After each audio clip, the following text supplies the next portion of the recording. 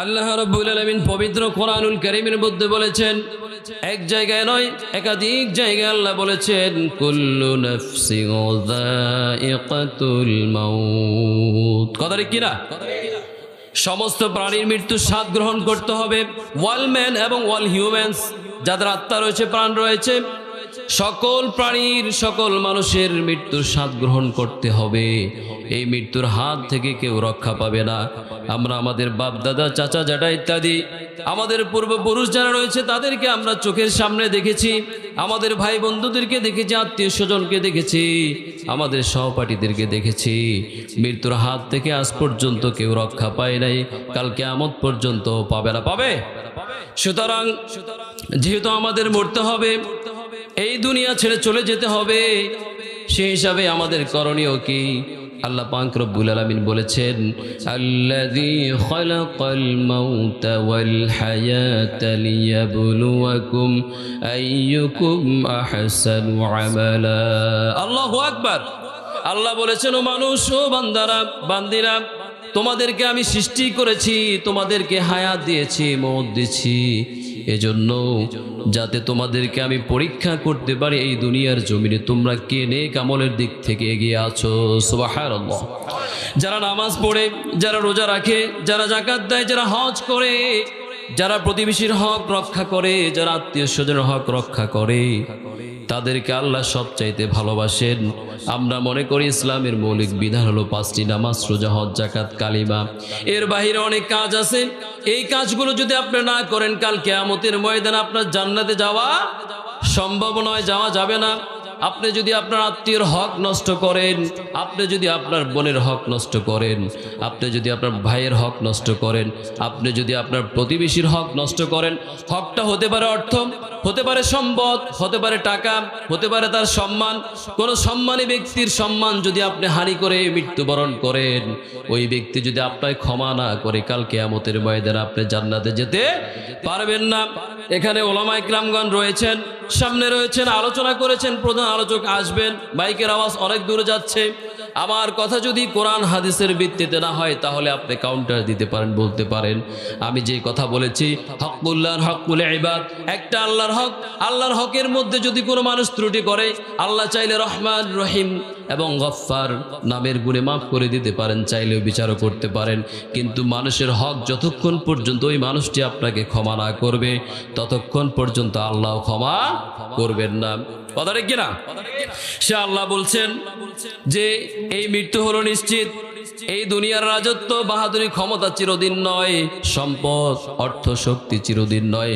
আল্লাহ পাক রব্বুল আলামিন কোরআনুল কারীমের মধ্যে বলছেন, ওয়ালিকুল্লি উম্মাতিন আজাল ফাইযা জাআ আজালুকুম লা ইস্তাখিরুনা সাআতাও ওয়ালা ইস্তাকদিমুন। তোমাদের জন্য একটি নির্দিষ্ট সময় আমি বেঁধে দিয়েছি।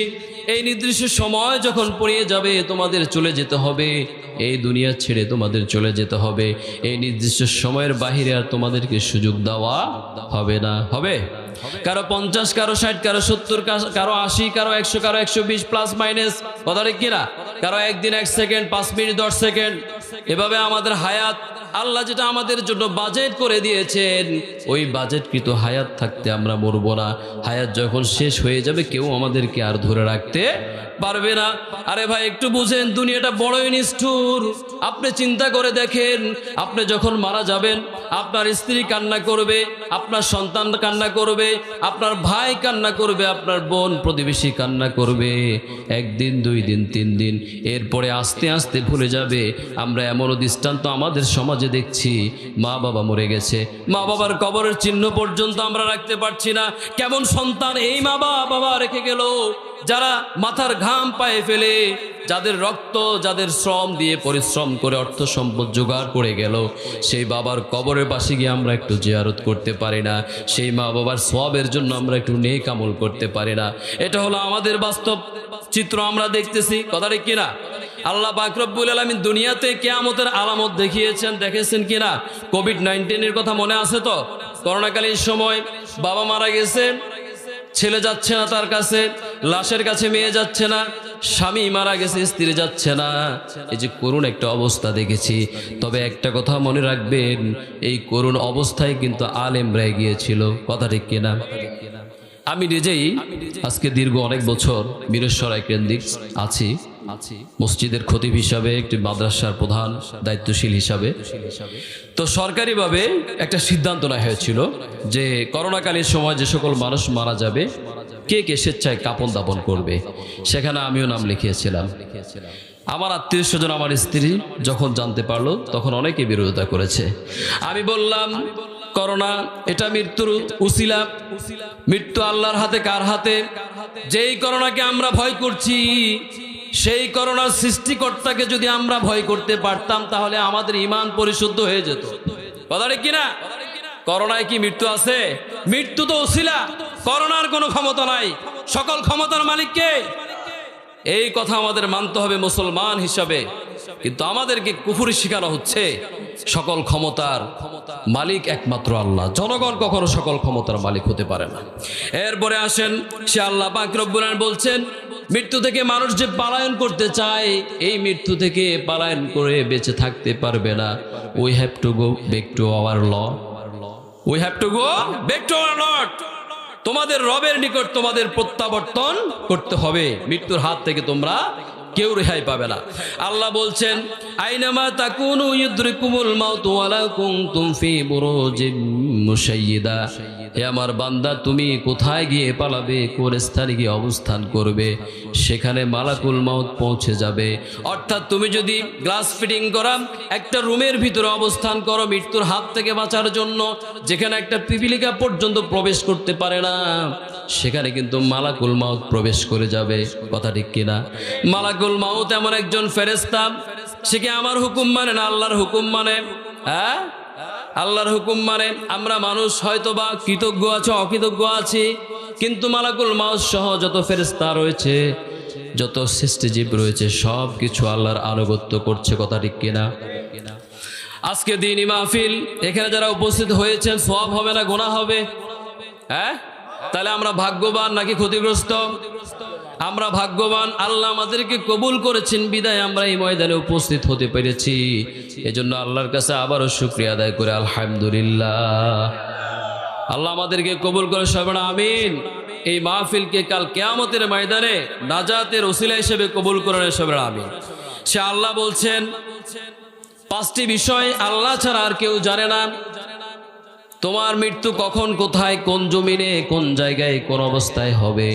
আমার ভাইয়েরা, এটা কি কোনো মানুষ জানে? জানে? জানে না। একথা আমার নয়, কোরআনুল কারিমে আল্লাহ সূরা লুকমানে বলেছেন, আল্লাহ বলছেন, ইন্নাল্লাহা ইনদাহু ইলমুস সাআ وينزل الغيث ويعلم ما في الأرحام وما تدري نفس ماذا تكسب غدا وما تدري نفس بأي أرض تموت إن الله عليم خبير। এই 5টি বিষয়ের খবর একমাত্র আল্লাহর কাছে আছে। কার কাছে আছে? পৃথিবীর কোনো মানুষ জানে না। সেটা আল্লাহ বলছেন, নাম্বার 1, ইন্নাল্লাহা ইনদাহু ইলমুস সাআ, কিয়ামত কখন সংঘটিত হবে। নবীকে অনেক কাফেররা প্রশ্ন করত, ঠাট্টা করে, মস্কারি করে। এ বিষয়ে কোরআনে একাধিক আয়াত রয়েছে।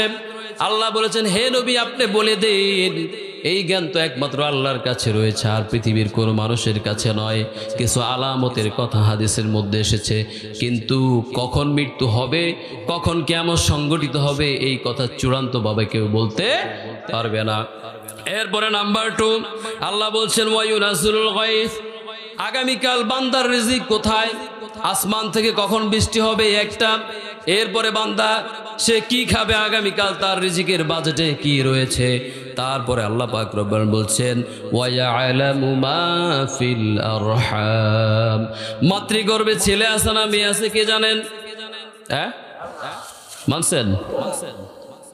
আমরাও তো জানি। অনেক মানুষ আমরা বলি না, একটু পানি অথবা চায়ের ব্যবস্থা করলে ভালো হবে। আমরাও তো জানি, জানি কি না? আমরা কখন জানি? যখন মাতৃগর্ভে একটা সন্তানের হাত হয়, পা হয়, পুরো বডিটা হয়, তখন আমরা জানি। আলতার মাধ্যমে, আলট্রাসোনোগ্রাফির মাধ্যমে আমরা জানি। কিন্তু সম্পূর্ণ হাত পা হওয়ার আগে কে জানেন এই খবর যে মাতৃগর্ভে কি আছে, ছেলে না মেয়ে, কে জানে? আল্লাহু আকবার, এটা একমাত্র আল্লাহই জানে। সে আল্লাহ বলছেন ওয়ায়ালামু মা ফিল আরহাম, মাতৃগর্ভে সন্তান ছেলে না মেয়ে সেটা একমাত্র আমি জানি। কিন্তু এখানে আমাদের কোনো বাহাদুরি নাই, আমরা মনে করি আলট্রাসোনোগ্রাফির মাধ্যমে তো আমরাও জানতে পারি। আরে ভাই, কখন আপনি জানলেন? অথচ আমাকে আপনাকে সৃষ্টি করেছেন আল্লাহ। আমার সন্তান কয়জন আসবে, কিভাবে আসবে, ছেলে হবে না মেয়ে হবে, কে জানেন? আমার সন্তান কি হবে কে জানেন? পৃথিবীর কোনো মানুষ জানে না। আমি ছোটবেলায় কি ছিলাম, এখন কি হয়েছে, ভবিষ্যতে কি হবে, কে জানেন? আমরা কি কখনো কেউ ভাবতে পারি এই বিষয়? একমাত্র আল্লাহ জানেন। এরপরে আল্লাহ পাক রব্বুল আলামিন বলেছেন ওয়ামা তাদরি নাফসুম বিআইয়ি আরদিন তামুত, বান্দার মৃত্যু কোন জমিন হবে একমাত্র আল্লাহই জানেন, আমরা জানি না। আমরা কি জানি? এবার আসেন, কত মানুষ লঞ্চের ভিতরে আগুন ধরে পুড়ে মারা গেছে, কত মানুষ সমুদ্রের মধ্যে ডুবে মারা গেছে, কত মানুষ হঠাৎ করে গাছ থেকে পড়ে মারা গেছে, হঠাৎ করে স্ট্রোক করে মারা গেছে, রাতের বেলায় খাওয়া দাওয়া করে সুন্দর মতো বিশ্রাম করেছে, এই বিশ্রামের মধ্যে সে ইন্তেকাল করেছেন। কথা ঠিক কিনা? আমাদের বাড়িতে আমাদের মরহুম আব্দুল সত্তার ভাই, ওনার ছেলের বিয়ের আয়োজন ছিল। এই মনে হয় সকালবেলা হয়তো বিয়ে শাদীর ব্যাপারটা কমপ্লিট, মানে চূড়ান্ত সিদ্ধান্ত, কিন্তু রাতের বেলা উনি যখন ঘুমিয়েছেন, এরপরে ঘুমের মধ্যে কি করেছেন? ইন্তেকাল করেছেন। আমরা তখন খুবই ছোট ছিলাম। এরকম অনেক ঘটনা দেখেছি আমার ফ্রেন্ড সার্কেলদের মধ্যে। দুই একজনকে আমি এভাবে জানি যে রাতের বেলায় খাওয়া দাওয়া করে ঘুমিয়েছে, সকালবেলা ডাকাডাকি করতেছে, ঘুম ভাঙতেছে না, উঠতেছে না, আওয়াজ নেই, তখন দরজা ভেঙে ভিতরে প্রবেশ করে দেখছে মারা গেছে, আমাদের সহপাঠী। এই জন্য বলবো যে আসলে দেখেন, একটু মৃত্যুর কথা আমরা স্মরণ করি।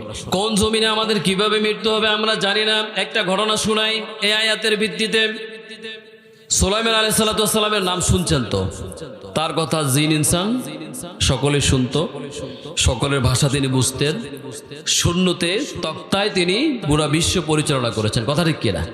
এই সুলাইমান আলাইহিস সালামের একজন উজির, আপনার মালাকুল মাউত অন্যান্য সদস্যবৃন্দদের নিয়ে একটা বৈঠক হচ্ছে, কিন্তু উজির দেখতেছে এই বৈঠকের মধ্যে মালাকুল মাউত তার দিকে বারবার বড় চোখ করে তাকাচ্ছে। তখন তার মনের মধ্যে একটা ভয় আসলো যে মনে হয় সম্ভবত আমার জান কবজ করে ফেলবে। তখন সুলাইমান আলাইহিস সালামকে বললেন, আমি তো আপনার আনুগত্যই করেছি, আপনার কথাই শুনেছি, আপনার আন্ডারে কাজ করেছি, আপনার খেদমত করেছি, রাষ্ট্রীয় পরিচালনায় আমি আপনাকে সহযোগিতা করেছি। এখন আমার একটা দাবি, এই দাবিটা আপনার মানতে হবে। কি দাবি? ওই যে মালাকুল মাউত আমার দিকে বড় চোখ করে তাকাচ্ছে, আমার মনে হয় জান কবজ করে ফেলবে, আমাকে এমন একটা জায়গায় জিনের মাধ্যমে দিয়ে আসবেন, জিনকে বলবেন, অর্ডার করবেন, সে এমন একটা জায়গায় দিয়ে আসবে যেখানে মালাকুল মাউত যাওয়া সম্ভব না। এই পরিকল্পনা কথাবার্তা হচ্ছে। ইতিমধ্যে সুলাইমান আলাইহিস সালাম তিনি তো জানেন, সে তো মনে মনে হাসতেছে যে কি বলে পাগলে, মালাকুল মাউত কোথায় পৌঁছতে পারবে না। জিনকে বলল, জিন পৌঁছে দিল। সংক্ষেপে বলছি, কিছুক্ষণের মধ্যে আজরাইল আলাইহিস সালাম সেখানে উপস্থিত হয়ে দেখতেছে সুলাইমান আলাইহিস সালামের উজির জিকির করতেছে, লা ইলাহা ইল্লাল্লাহ, লা ইলাহা ইল্লাল্লাহ, লা ইলাহা লা ইলাহা ইল্লাল্লাহু মুহাম্মাদুর রাসূলুল্লাহ। ইতিমধ্যে মালাকুল মাউত পৌঁছে দেখছে, আর ওই ব্যক্তির চোখ যখন খুলেছে তখন দেখতেছে সামনে মালাকুল মাউত। সে আরো আশ্চর্য হয়ে গেল। কিন্তু আল্লাহ পাক রব্বুল আলামিন তার মৃত্যুটা ওই জায়গায়, ওই জমিনে রেখেছিলেন, এজন্য আল্লাহ সেখানে তাকে নিয়ে পৌঁছিয়েছেন। কথা কি বুঝে আসছে? আমরা অনেক সময় মনে করি না, ধরেন ঢাকায় সফরের জন্য বের হয়েছি, চট্টগ্রামে প্রতিমধ্যে অ্যাক্সিডেন্টে মারা যায়, কথা ঠিক কিনা? আমরা আর বাড়িতে ফিরতে পারি না। এই যে গত ঈদের মধ্যেও আপনারা জানেন, রমজানের শেষ পর্যায়ে 3 ভাই একসাথে বাইক অ্যাক্সিডেন্টে মৃত্যুবরণ করেছে। ওই মায়ের আরও একজন সন্তান ছিল, সেও 2-3 বছর আগে নিউজে আমরা যেটা পেয়েছি সে ইন্তেকাল করেছে। তাহলে ওই মহিলার, ওই মায়ের বুক কলিজা কিভাবে সে কন্ট্রোল রাখতে পারে?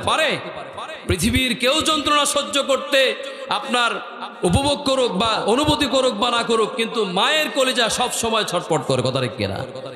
এজন্য ভাইয়েরা আমার, মা বাবার মনে কষ্ট দিবেন না, এই দুনিয়া বরবাদ হয়ে যাবে। আপনি এমপি হন, মন্ত্রী হন, মিনিস্টার হন, মক্কা মদিনার ইমাম হন, খতিব হন, কোনো লাভ হবে না, কথা ঠিক কিনা? সমস্ত ক্ষমতা, সমস্ত সম্পদ আপনার মায়ের পায়ের নিচে আপনি সুপর্দ করেন, আল্লাহ আপনার ভাগ্য খুলে দিবে, আল্লাহ আপনার হায়াতের মধ্যে বরকত দিবে, রিজিকের মধ্যে বরকত দিবে, সন্তানের মধ্যে বরকত দিবে। কত সন্তান আমরা দেখেছি মা বাবার সঙ্গে বেয়াদবি করার কারণে দুনিয়াতে লাঞ্ছিত হয়েছে। আল্লাহ আমাদেরকে হেফাজত করে সবাই আমিন। আমার যুবক ভাইয়েরা, আপনার বাবা পরিশ্রম করে মাথার ঘাম পায়ে ফেলে আপনাকে বড় করিয়েছে, রিক্সা চালিয়ে আপনাকে লেখাপড়া করিয়েছে, মাছ বিক্রি করে আপনাকে লেখাপড়া করিয়েছে।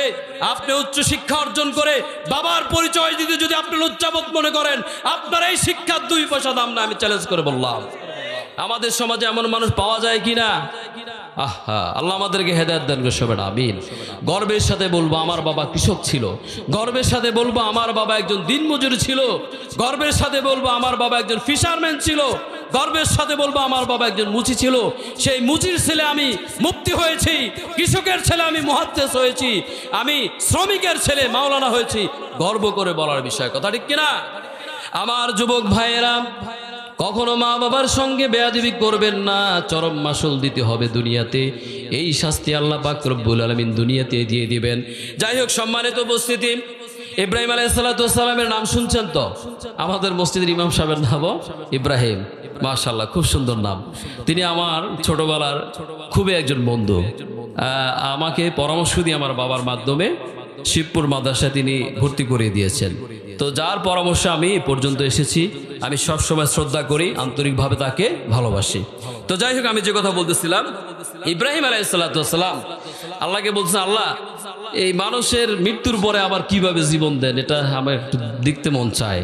আল্লাহ বলতেছে, তোমার কি বিশ্বাস হয় না? এটা আমার কথা নয়, কার কথা? কোরআনের কথা। কোরআনের নাম হলো কোরআনুল হাকিম, কোরআনুল মাজিদ, কোরআনুল মুবিন, কোরআন আল কোরআনুল ফুরকান। কথা কি বুঝে আসছে? 4টা নাম রয়েছে কোরআনের মধ্যে। আমরা কোরআন শরীফ বলি, হ্যাঁ শরীফ সম্মানিত, এটা বলতে পারেন, তবে কোরআনুল কারীম বলতে পারেন, কোরআনুল মুবিন বলতে পারেন, কোরআনুল হাকিম বলতে পারেন এবং ফুরকান বলতে পারেন। যে 4টা নাম রয়েছে, এই নামগুলো ব্যবহার করতে পারেন। আমি যে কথা বলতেছিলাম, ইব্রাহিম আলাইহিস সালাতু ওয়াস সালাম বলছেন, ওয়াইদ ক্বালা ইব্রাহিমু রাব্বি আরিনি কাইফা তুহয়িল মাউতা। আল্লাহু আকবার। ইব্রাহিম আলাইহিস সালাতু ওয়াস সালাম বলতেছেন, আল্লাহ আপনি কিভাবে মৃত্যু থেকে আবার জীবন দান করেন, আমি একটু দেখতে চাই। আল্লাহ বলতেছেন, ক্বালা আওয়ালাম তুমিন, হে আমার ইব্রাহিম, তোমার কি বিশ্বাস হয় না? তোমার কি এই বিষয় ঈমান নাই? তোমার কি বিশ্বাস হয় না? ইব্রাহিম আলাইহিস সালাতু ওয়াস সালাম বললেন, ক্বালু বালা, নিশ্চয় আমার বিশ্বাস হয়। ওয়ালাকিন লিয়াতমাইন্না কলবি, আমার হৃদয়ের আত্মার প্রশান্তির জন্য আমি একটু সরাসরি দেখতে চাই, সরাসরি দেখতে চাই। আমি বিশ্বাস করি আপনি সকল ক্ষমতার মালিক, সকল ক্ষমতার অধিকারী, আপনি মৃত্যু থেকে জীবন দিতে পারেন এবং জীবন থেকে আপনি মৃত্যু ঘটাতে পারেন, তবে আমি একটু দেখতে চাই আমার হৃদয়টা কেন যেন চাচ্ছে, এজন্য আমি একটু দিতে চাই। এখন আল্লাহ পাক রব্বুল বললেন, ক্বালা ফাখুয আরবাআতুম মিনাত তুয়ুর, ইব্রাহিম তুমি কি করো? 4টা পাখি ধরো। কি কয়টা পাখি? মাঝে মাঝে একটু কথা বলবেন। আচ্ছা, আমরা একটা স্লোগান দিতে পারি না? আমাদের আশপাশে শয়তান থাকতে পারে কি না? স্লোগান দিলে শয়তান পালাবে। তাহলে আমরা রেডি তো? দেখা যাবে আজকে কার কতটুকু আওয়াজ আছে। মুরব্বীদের নাকি ইয়াং যুবকদের প্রথমে একসাথে হবে, তারপরে ডিভাইড আলাদা আলাদা হবে। সবাই একসাথে নারায়ে তাকবীর, নারায়ে তাকবীর, আল কোরআনের আলো, আল হাদিসের আলো, ইসলামের শত্রুরা। এখানে এসে কেন স্লোগান দুর্বল হয়ে গেল? ইসলামের শত্রুদেরকে চিনেন না? চিনেন না? এখনো পর্যন্ত চিনেন না? আমি আপনার এলাকার সন্তান, আমার প্রতি রাগ করবেন না। ইসলামের শত্রুরা আলেমদেরকে কি নির্যাতন করেছে, আলেমদেরকে কি কষ্ট দিয়েছে, কোরআনের তাফসিরের সম্রাট আল্লামা সাঈদী সাহেবকে যে কষ্ট দিয়েছে, এরপরে আপনারা ভুলে গেছেন? এই স্বৈরাচার 17টা বছর পুরা দেশটাকে জিম্মি করে মানুষকে যে কষ্ট দিয়েছে, এই কষ্টের দিন আমাদের শেষ হয়েছে। আবার যদি কেউ চোখ রাগায়, ওই চোখ এই বর্তমান প্রজন্ম উপড়ে ফেলার জন্য প্রস্তুতি গ্রহণ করে রেখেছে। কথা ঠিক কিনা? আল্লামা দেলোয়ার হোসেন সাঈদী, আমরা যখন ছোট ছিলাম, পেন পড়ে তার দাড়ি পাল্লার পিছনে দৌড়াতাম। কোরআনের পাখি, তার অপরাধটা কি ছিল? 50টি বছর তাফসির করেছে, জেলে থাকা অবস্থায় তার মা মারা গেছে, তার ছেলে স্ট্রোক করে মারা গেছে, তার উপর জুলুম নির্যাতন, শেষ পর্যন্ত ডাক্তারের মাধ্যমে ইনজেকশন পুশ করে যার ভিডিও ভাইরাল হয়েছে। এই তথ্য প্রমাণ জাতির কাছে আছে। 5ই মে শাপলা চত্বরে হেফাজুল ইসলামের আন্দোলনে পাখির মতো গুলি করে মেরেছে। তাদেরকে যারা ভালো মানুষ মনে করে, আমরা তাদেরকে ভালো মানুষ মনে করি। আমার কথা স্পষ্ট সোজা, কথা ঠিক কিনা? এরপরে আলেমদেরকে, কোন আলেমদেরকে তারা বাদ দিয়েছে? কোন ঘরোয়ানা আলেম? হেফাজত বলেন, খেলাফত মজলিস বলেন, জামাত ইসলাম বলেন, চরমনাই ইসলামী আন্দোলন বলেন, কোন ঘরোয়ানা আলেমদেরকে তারা ছাড় দেয় নাই। যে তার মেম্বার থেকে স্পষ্ট কথা বলেছে তাকে জেলে নিয়েছে, মিথ্যা অপবাদ দিয়েছে, কথা ঠিক কিনা? আমার ভাইয়েরা, মুসলিম জাতি হিসেবে এটা মনে রাখতে হবে, আগামীতে যেন এরকম কোন ফ্যাসিস্ট আমরা আর দেখতে চাই না, যেন প্রশ্রয় না পায়। আল্লাহ আমাদেরকে জাতি হিসাবে সচেতন থাকার জন্য তৌফিক দান করে, সবাই আমিন। এই কথাটা কেন বললাম? এজন্য বললাম যে দেখেন, আমরা মানুষ হিসাবে আমরা এখনো পর্যন্ত অনেকটা বেহুশ অবস্থায় আছে কি না? বেহুশ অবস্থা আছে। আল্লাহ আমাদেরকে বোঝার তৌফিক দান করেন। ইব্রাহিম আলাইহিস সালামকে আল্লাহ পাক রব্বুল আলামিন বললেন, 4টা পাখি আনো, পুষো। আমি সংক্ষেপে বলে ফেলছি, এরপরে জবাই করো। এই পাখিগুলো 4 টুকরা করে, 4টি খণ্ড করে 4টি পাহাড়ে রেখে আসো। এরপরে তুমি ডাক দাও, দেখবে তোমার সামনে উপস্থিত হয়ে যাবে। পোষার জন্য কেন বললেন? যাতে তুমি চিনতে পারো যে এই পাখিগুলো তুমি পুষেছ। আর না হয়তো তুমি এটাও মনে করতে পারো আল্লাহ এমনি 4টা পাখি পাঠিয়ে দিয়েছেন, কথা ঠিক কিনা? এই কথা কোরআন আল্লাহ পাক রব্বুল আলামিন বলেছেন, সুম্মা জাআল আলা কুল্লি জাবালিন মিনহুন্না জুসআ সুম্মা দুউহুন্না ইয়াতিয়ানাকা সা'য়া। এভাবে আল্লাহ পাক রব্বুল আলামিন কোরআনের মধ্যে বলেছেন। এরপরে মৃত্যু যেহেতু নিশ্চিত, সেই মৃত্যু প্রস্তুতি নেওয়ার দরকার আছে না নাই? মৃত্যুতে নিশ্চিত কিনা? Death sure but can not escape from it. মানে মৃত্যু আমাদের নিশ্চিত, তবে মৃত্যুটা কখন হবে এটা নিশ্চিত নয়, কথা ঠিক কিনা? আপনাদের কষ্ট হচ্ছে আমার ভাইরা? মাহফিল কোরআন এবং হাদিসে আলোচনা হবে, একটু যদি কষ্ট করেন, এটা নাজাতের উসিলা হিসেবে আল্লাহ যদি কবুল করেন, সেটা আপনার জন্য, আমার জন্য কল্যাণ, কথা ঠিক কিনা? এরপরে মৃত্যু যেহেতু নিশ্চিত, এই মৃত্যুর জন্য প্রস্তুতি নেওয়ার জন্য কে বলেছেন? আল্লাহ বলেছেন। আল্লাহ বলছেন, ইয়া আইয়ুহাল্লাযীনা আমানুত্তাকুল্লাহ ওয়াল তানজুর নাফসুম মা কদ্দামাত লিগাদিন ওয়াত্তাকুল্লাহ। তোমরা আগাম কিছু সঞ্চয় করে ওই কালের জন্য, পরকালের জন্য প্রেরণ করো। আমরা দুনিয়াতে লাভ হতে চাই, লাভ পেতে চাই, দুনিয়াতে সম্পদশালী হতে চাই, অনেক টাকার গাড়ির বাড়ির সুন্দর নারীর মালিক হতে চাই, অনেক সন্তানের মালিক হতে চাই। আর আল্লাহ বলছেন, বান্দা দুনিয়াতে যতটুকু প্রয়োজন ততটুকু রাখো, পরকালের জন্য আগে পাঠাও। আমার আপনার যখন মৃত্যু হয়ে যাবে, তাহলে অধিকাংশ নেক আমলের দরজা বন্ধ হয়ে যাবে, যাবে কি না? কিছু কিছু থাকবে, সেটা আলোচনা প্রসঙ্গে বলবো। এজন্য আল্লাহ বলছেন, মা কদ্দামাত লিগাদ, আগামীকালের জন্য কিছু প্রেরণ করো। আগামীকাল বলতে কিয়ামত এবং পরকালকে বোঝানো হয়েছে। ওয়াত্তাকুল্লাহ, আল্লাহকে ভয় করো। ভয় করতে হবে কাকে? পৃথিবীর কোন মানুষের কাছে আমরা মাথা নত করার কোন জাতি না, কথা ঠিক কিনা? মুসলমান আজকে ইন্ডিয়াতে মার খাচ্ছে, আপনারা এগুলো জানেন না? দুনিয়ার খোঁজ খবর রাখবেন না, কথাটা বুঝবেন। জমিনের উপরে খোঁজ খবর রাখবেন না, ভিতরে রাখবেন। ইন্ডিয়াতে এই মাহে রমজানেও মুসলমানদের উপর কি নির্যাতন করেছে! মসজিদ ভেঙেছে, মাদ্রাসা ভেঙেছে, আমার পর্দানিসীন বোনদের উপর তারা সম্মানহানি করেছে, বিভিন্ন রং লাগিয়ে দিয়েছে, আর অনেক কিছু করেছে। একজন মুসলমান মানে রোজা রেখে তার রক্ত ঝরাতে হয়েছে। এরপরে যদি মুসলমান জাতি হিসাবে আমাদের যদি একটু অনুশোচনা না হয়, আমরা কাল কিয়ামতের ময়দান আল্লাহর কাছে কি জবাব দিব? আমাদের বাবরি মসজিদ ভেঙেছে, একের পর এক মসজিদ ভেঙেই চলছে। ওদের কত সাহস! আল্লামা সাঈদী সাহেব বলেছেন, এই ইন্ডিয়া এক সময় টুকরো টুকরো হয়ে যাবে, এই ইন্ডিয়া এক সময় পরাজয় বরণ করবে। তিনি যে কথাগুলো বলেছেন আমরা দেখতে পাচ্ছি, সব কিছু আস্তে আস্তে বাস্তবায়ন হচ্ছে। তিনি একটা কথা বলেছিলেন, আমার ভালো করে মনে আছে, বরবাতে গুলিস্তান কে লিয়ে কুল্লু কাফি হ্যায়, গুলিস্তান কে হার শাক মে উল্লু বৈঠে হ্যায়, ফের আঞ্জামে গুলিস্তান কিয়া হোগা। কথা কি বুঝছেন? যারা আলেম শ্রেণীর মানুষ তারা বুঝবেন। এই ইন্ডিয়ার কথা বলেছেন, তারপরে আজকে কাশ্মীরে ফিলিস্তিনে মুসলমানদের উপর যুদ্ধবিরতির নাম দিয়ে সেই চুক্তি ভঙ্গ করে তারা মুসলমানদের উপর অতর্কিতভাবে হামলা করেছে। মুসলমান সন্তানেরা, শিশুদের যে দৃশ্য আমরা দেখলাম, চোখের পানি রাখতে পারেনি।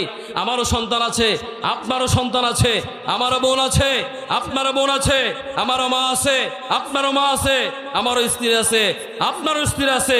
হাজার হাজার লাশ গণকবরে দাপন করতে হয়েছে। গণকবরে দাপন করতে হয়েছে কিনা? বাংলাদেশের চিত্র আমরা এমন দেখতে পেয়েছি। একটা কথা মনে রাখবেন, ওয়ামাকারু ওয়ামাকার আল্লাহ ওয়াল্লাহু খায়রুল মাকিরিন। আপনার সমস্ত পরিকল্পনা, ষড়যন্ত্র আল্লাহর একটি পরিকল্পনার কাছে ধূলিসাৎ হয়ে যাবে। কখনো আপনি বুঝতে পারবেন না কোন পথে, কোন মতে, কিভাবে আল্লাহ আপনাকে উপর থেকে নিচে নামিয়ে দেবে। কথা ঠিক কিনা? এরপরে সে আল্লাহ বলছেন, ইয়া আইয়ুহাল্লাযীনা আমানু লা তুলহিকুম আমওয়ালুকুম ওয়ালা আওলাদুকুম আন যিকরিল্লাহ। হে ঈমানদারগণ, কাদেরকে আল্লাহ বলছেন? ঈমানদার কারা? আল্লাযীনা ইউমিনুনা বিল গায়বি ওয়া ইউকিমুনাস সালাত ওয়া মিম্মা রাযাকনাহুম ইউনফিকুন। যারা ঈমান আনে, পরকালে বিশ্বাস স্থাপন করে, যারা কিয়ামত দিবসের উপর বিশ্বাস স্থাপন করে, নামাজ কায়েম করে, যাকাত দেয়, রোজা রাখে, ভালো কাজগুলো করে, তারা ঈমানদার। সেই ঈমানদারদেরকে আল্লাহ পাক রব্বুল আলামিন ডেকে বলতেছেন, হে ঈমানদারগণ, তোমরা দুনিয়ায় সম্পদ আর সন্তানের জন্য আখিরাত ভুলে যেও না, গাফেল হয়ে যাও না। যদি গাফেল হয়ে যাও তোমরা বড়ই ক্ষতিগ্রস্ত হয়ে যাবে। কথা ঠিক কিনা? আমরা অনেক মানুষ আছে দুনিয়ায় সম্পদের জন্য সম্পদ সম্পদ সম্পদ, এই সম্পদ করতে করতে কোথায় যাবে? বুঝেন না? মনে আমার আওয়াজ বুঝেন না? আমি কি চিটাঙ্গে ভাষায় কথা বলতেছি? হ্যাঁ, তাহলে মাঝে মাঝে একটু সারা শব্দ দিয়ে নাই, কষ্ট হচ্ছে। চা নাস্তার কি ব্যবস্থা আছে? আসলে চট্টগ্রামের মাহফিলগুলোতে বিরিয়ানি আয়োজন থাকে, আমরা এখনো পর্যন্ত সেটা করতে পারি নাই। দোয়া করবেন আগামীতে ইনশাআল্লাহ যাতে আমরা করতে পারি। দূর দূরান্ত থেকে মুসল্লিবৃন্দরা আসে। আমাদের অঞ্চলে যদি সিস্টেমটা নাই, কিন্তু খাওয়ালে এটা যে তেমন ক্ষতি এরকমও না, মানুষ একটু খুশি থাকলো, সন্তুষ্ট থাকলো। দোয়া করবেন আল্লাহ যেন আমাদেরকে সেই তৌফিক দান করে, সবাই আমিন। যাই হোক, সম্মানিত উপস্থিতি, আমি যে কথা বলতেছিলাম, কি যেন বলতেছিলাম হুজুর? মম্ফর রাখবো, হুজুর আজ ভুলে গেছে। হ্যাঁ না, পাখির গল্প শেষ। ও, সন্তান আর সম্পদ, সন্তান আর সম্পদ। এই সন্তান সম্পদ করতে করতে আমরা কোথায় যাই? মাটির নিচে। কতটুকু জায়গা পাই?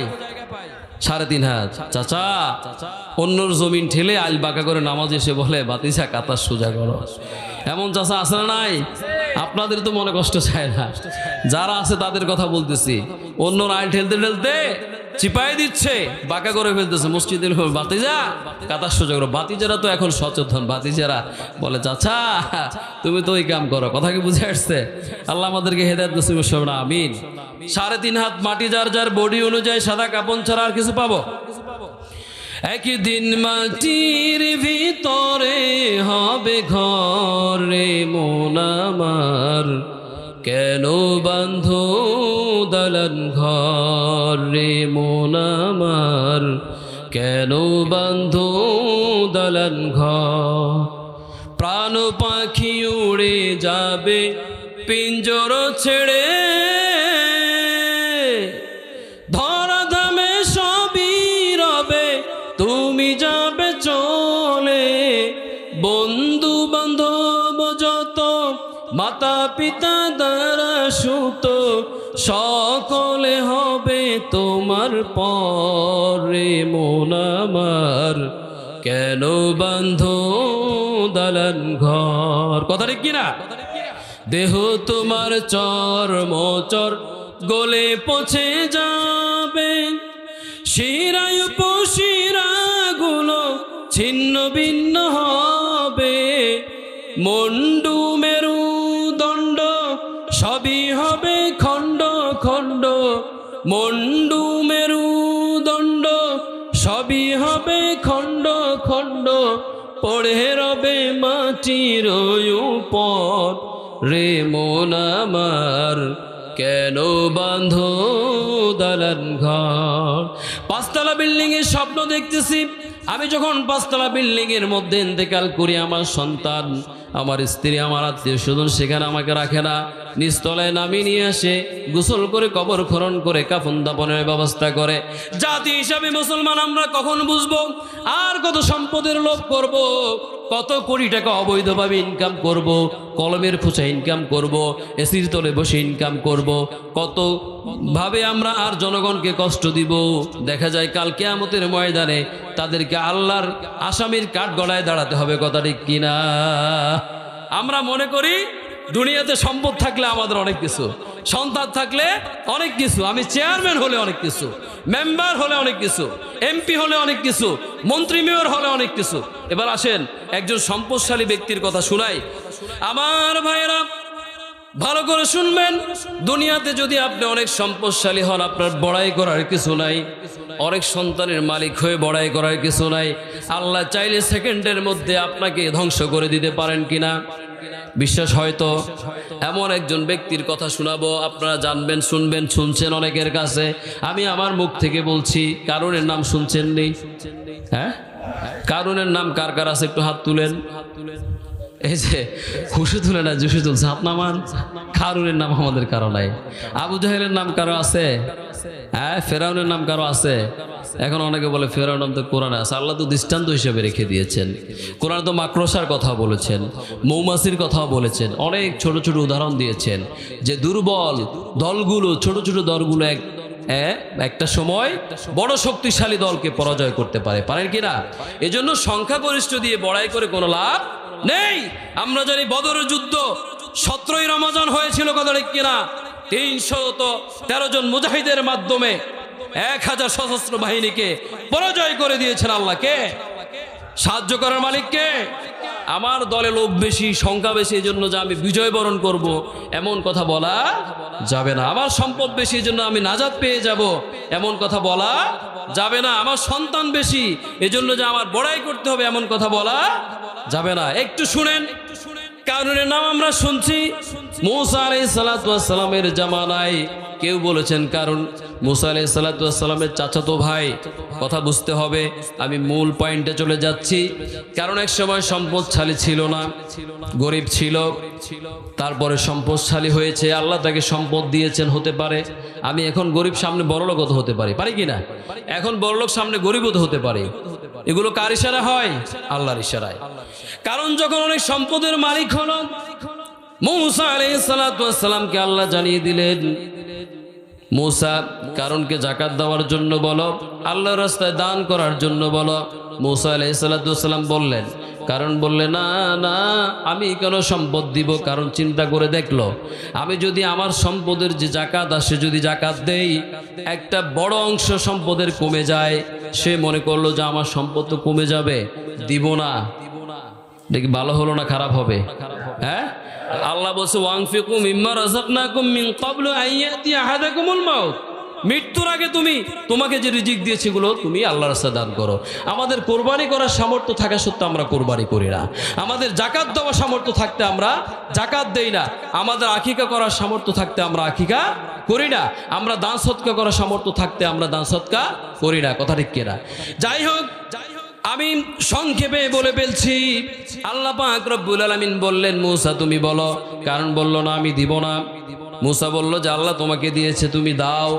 কারণ বলল না, এটা তো আমার জ্ঞান খাটিয়ে আমি সম্পদ অর্জন করেছি। অনেকে বলেছে কারণ ছিল রাসায়নিক বিদ্যায় পারদর্শী। কথা কি বুঝে আসছে? রাসায়নিক বুঝেন তো? ওই যে মারে না, ঠুস করে বাংলাদেশ থেকে ছেড়ে দিয়েছে, ভারত গিয়ে পড়ছে, ভারত থেকে ছেড়ে দিয়েছে পাকিস্তান গিয়ে পড়ছে, আমেরিকা থেকে ছেড়ে দিয়েছে ইসরায়েলে গিয়ে পড়ছে, ইসরায়েল থেকে ছেড়ে দিয়েছে ফিলিস্তিনে গিয়ে পড়ছে। কথা ঠিক কিনা? এই যে রাসায়নিক বিদ্যা, কথা কি বুঝে আসছে? যাই হোক, আল্লাহ বলছেন ইন্না কারুন কানা মিন কওমি মূসা ফাবাগা আলাইহিম। কারণ ছিল মূসা সম্প্রদায়ের একজন লোক, তাকে বলা হলো ওয়া আতাইনাহু মিনাল কুনুজি মা ইন্না মাফাতিহাহু।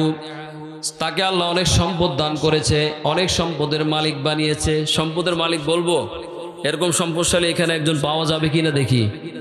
52,500 একর জমির মধ্যে তার বাড়ি এবং তার সম্পদের গোডাউন। বলেন না সুবহানাল্লাহ। 52,000 একর। তাফসিরের মধ্যে এসেছে তার গোডাউনে যে চাবি বহন করতে একটি শক্তিশালী দল লাগতো, অথবা শতাধিক উটের পিঠে এই চাবিগুলো বহন করা লাগতো। এত সম্পদ আল্লাহ তাকে দিয়েছেন। এরকম কেউ সম্পদশালী এখানে আছেন? আমার মনে হয় গোটা বাংলাদেশ খুঁজেও পাওয়া যাবে না। সুতরাং সম্পদের বড়াই করা যাবে না। মূসা আলাইহিস সালাম যখন বললেন, কারণ বরং মূসা নবীর বিরুদ্ধে ষড়যন্ত্র করলো।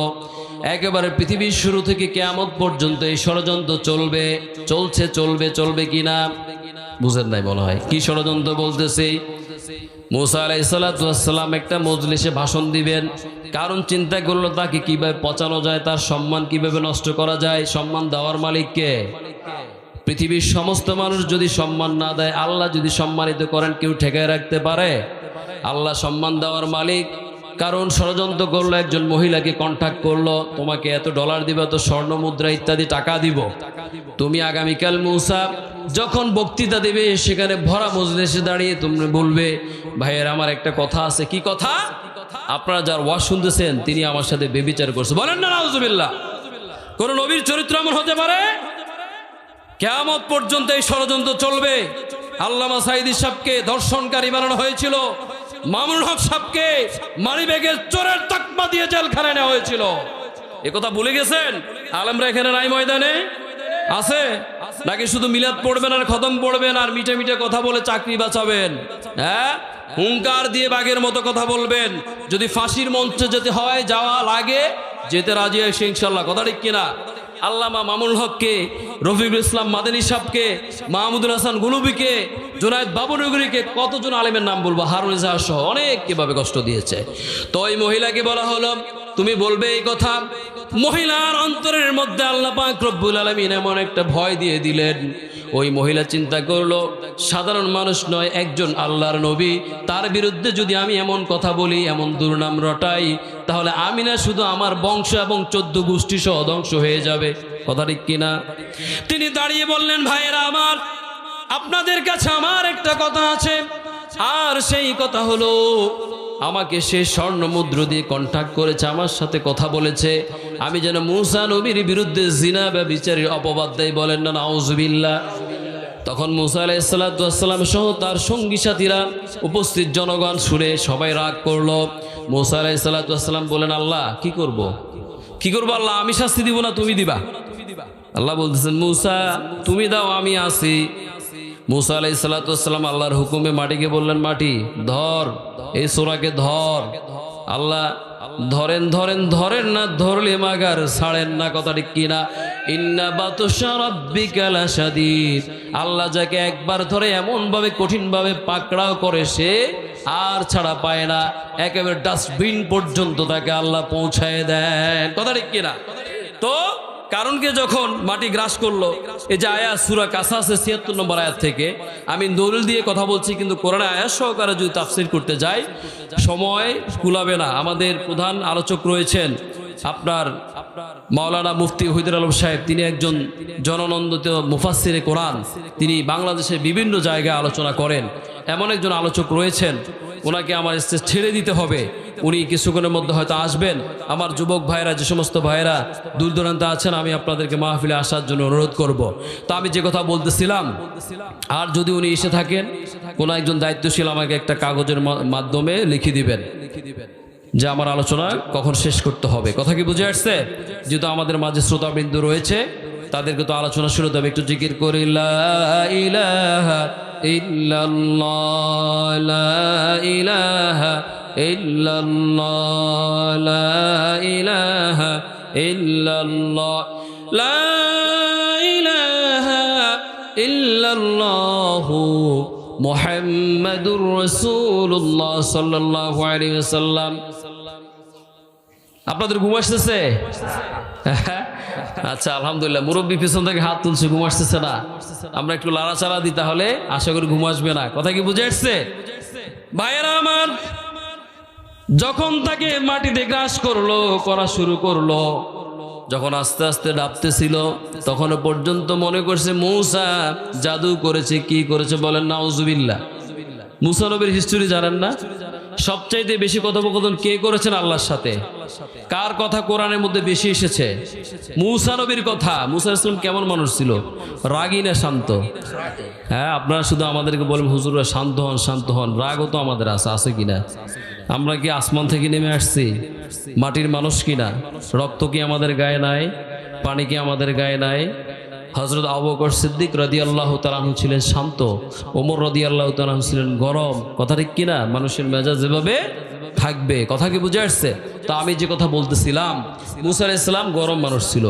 একবার কিপ্তীয় বংশের একটা লোকে এক থাপ্পড়ে মেরে ফেলছে, দিছে থাপ্পড়, মরে গেছে, তার মারার ইচ্ছা ছিল না। কথা কি বুঝে আসছে? দিছে একটা থাপ্পড়, এক থাপ্পড়ে কি ব্রেক ফেল। কথা কি বুঝে আসছে? আরো একবার আজরাইল ইসলামকে এক থাপ্পড় দিয়ে চোখ করা করে দিছে। কথা বুঝেন নাই মনে হয়? এটা সাধারণ কথা। মুসলমান কেমন রাগে ছিলেন। আর ফিরআউনের কথা তো জানেন না মনে হয়। ফিরআউন একেবারে সুন্দর করে কোলে করে আদর করে মানে একটা চুমু দিতে চাইছিল, দিছে এক থাপ্পড়। ফিরআউন বলতেছে, আসিয়া তুমি কাকে ঢুকাইছো? এ তো মনে আমার শত্রু। এখন স্ত্রী যখন স্বামীকে একটু ভেটকায় কথা বলে, আর মাশাআল্লাহ বউ যদি একটু সুন্দর হয়, তাহলে স্বামী সেখানে কি হ্যাঁ দুর্বল? কথা ঠিক কিনা আমার ভাইয়েরা? দুর্বল কিনা? বিয়ে করছেন কারা কারা একটু হাত তুলেন তো। বিয়ে করছেন কারা কারা একটু হাত তুলেন। আচ্ছা, এখানে তো মুরব্বীর সংখ্যা বেশি। বিয়ে করেন না কারা একটু হাত তুলেন। বিয়ে করতে ইচ্ছা আছে? হ্যাঁ যুবক ভাইয়েরা, বিয়ে করতে ইচ্ছা আছে? আল্লাহ আমার যুবক ভাইদের বিবাহ শাদীর ব্যবস্থা করে দেন, সবাই আমিন। আর যারা গার্ডিয়ান আছে, গার্ডিয়ানদেরকে আল্লাহ বুঝার জন্য তৌফিক দান করে, সবাই আমিন। অনেকে বলে কি প্রতিষ্ঠিত না হওয়ার আগে বিয়ে করা যাবে না। আরে পৃথিবীতে যত মানুষ প্রতিষ্ঠিত হয়েছে বিয়ের পরে হয়েছে। কথা ঠিক কিনা? যাই হোক যুবক ভাইরা এগিয়ে যাবেন, আমরা আছি আপনাদের সাথে। কথা কি বুঝে আসছে? বিয়ে শাদী করে ফেলবেন, আল্লাহ পাক রব্বুল আলামিন তৌফিক দান করে, সবাই আমিন। সে মূসা আলাইহিস সালাম আপনার ফেরাউনকে এক থাপ্পড় দিছে, কলিজা পর্যন্ত পানি হয়ে গেছে। কথা ঠিক কিনা? তারপরে তো পরীক্ষা করলো, আগুন দিল, স্বর্ণ দিল, আপনারা জানেন।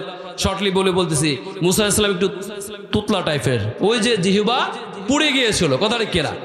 তো কারুনকে যখন মাটি গ্রাস করতেছে, কারুন মনে করতেছে মূসা নবী মনে হয় জাদু করেছে। তখনও পর্যন্ত তার বিবেক নাড়া দেয়নি। আস্তে আস্তে ডাবতে ডাবতে যখন ডেবে যাচ্ছিল, হাঁটু পর্যন্ত, রান পর্যন্ত গেড়ে যাচ্ছিল, দাবতেছিল। অবস্থায় বলে, মূসা, ও আল্লাহর নবী মূসা, তুমি আল্লাহর কাছে একটু ফরিয়াদ করো, দোয়া করো, আল্লাহ যেন আমাকে বিপদ থেকে রক্ষা করে, আমার জান যেন ভিক্ষা দেয়। আল্লাহ বলতেছেন, মূসা না না না, এই জালিমকে আমি আর সুযোগ দিব না। অনেক সুযোগ দিয়েছিলাম। মানুষের পিঠ যখন দেওয়ালে ঠেকে যায়, তখন সে প্রতিশোধ নেয়, প্রতিবাদী হয়ে ওঠে, তখন জালিমরা পালানোর রাস্তা পর্যন্ত পায় না। কথা ঠিক কিনা?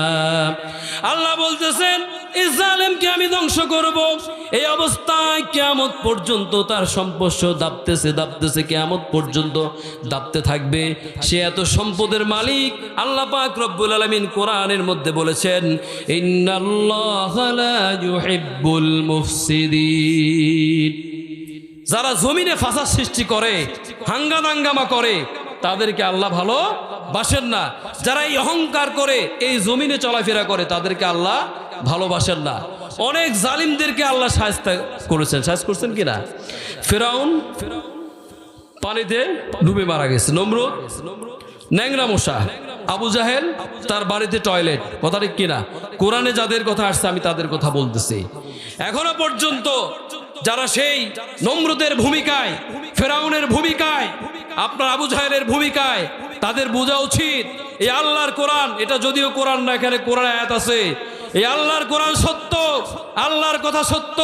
যারা সেই ফিরআউনের ভূমিকায় কাজ করবে, তাদেরকে আল্লাহ পাক রব্বুল আলামিন এমন ভাবে পানিশমেন্ট দিবে যে আর তারা দাঁড়াতে পারবে না। সুতরাং মানুষের প্রতি বিনয় হতে হবে, মানুষের প্রতি দয়া দেখাতে হবে, ভালোবাসা দেখাতে হবে, আন্তরিকতা থাকতে হবে। আমার কথা রাগ করেন, আমি কিন্তু হুজুর হিসাবে, আলেম হিসাবে এরকম। আমার ইউটিউবে আলোচনা আছে, এখানে ভিজিটিং কার্ড আছে। আপনারা যখন আমাকে চার্জ দিবেন মাওলানা মোহাম্মদ মুফতি জাকির হোসেন, তখন আমার আলোচনাগুলো পাবেন। কথা কি বুঝে আসছে?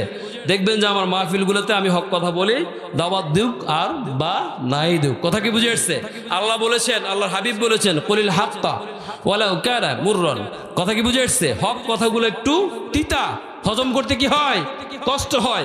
আমার ভাইয়েরা, আমি যে কথা বলতেছিলাম, আল্লাহ পাক রব্বুল আলামিন এই কথা বললেন যে যারা জমিনে অহংকার করে চলে, দাম্ভিকতা প্রকাশ করে আল্লাহ তাদেরকে ভালোবাসেন না, পছন্দ করেন না। আল্লাহ তাদের ধ্বংসটাকে অনিবার্য করে দেন। আচ্ছা, তাহলে আলহামদুলিল্লাহ, আমাদের প্রধান আলোচক হযরতুল আল্লাহ হযরত মাওলানা মুফতি ওহিদুল আলম সাহেব তিনি আসছেন। আপনারা কেউ উঠবেন না, এবছর আমরা মাঠ থেকে কোনো কালেকশন করব না। কথা কি বুঝে আসছে? আপনারা উঠবেন না।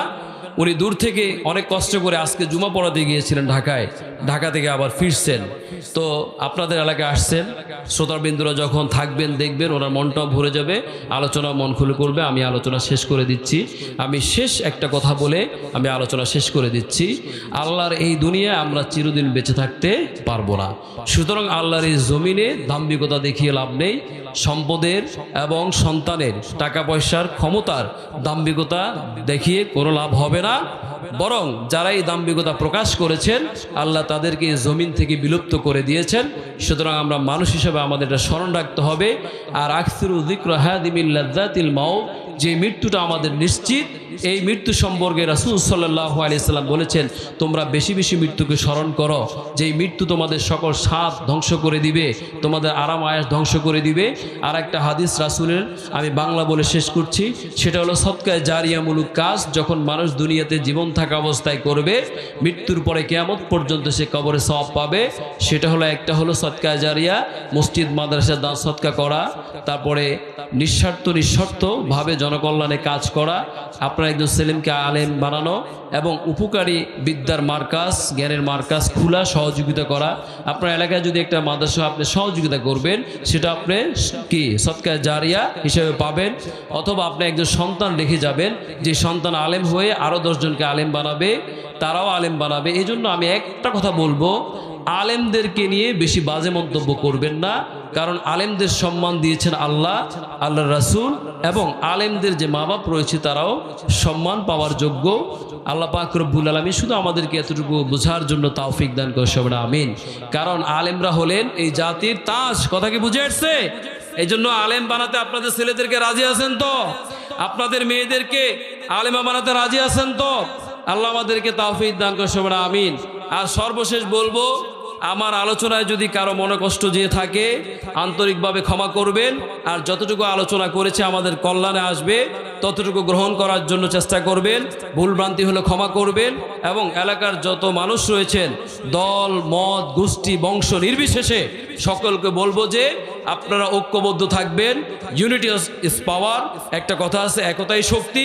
ঐক্যবদ্ধভাবে, বিশেষ করে আমার যুবক ভাইদেরকে অনুরোধ করব, ঐক্যবদ্ধভাবে সামাজিক কাজে নেতৃত্ব দিবেন, ভালো কাজে অংশগ্রহণ করবেন। আমরা আপনাদের সাথে আছি, সহযোগিতায় পাবেন। যে কোনো ইফতার মাহফিল করেন, যে কোনো মাহফিল করেন, মসজিদের কাজ, মাদ্রাসার কাজ ইত্যাদি, একটু নক করবেন।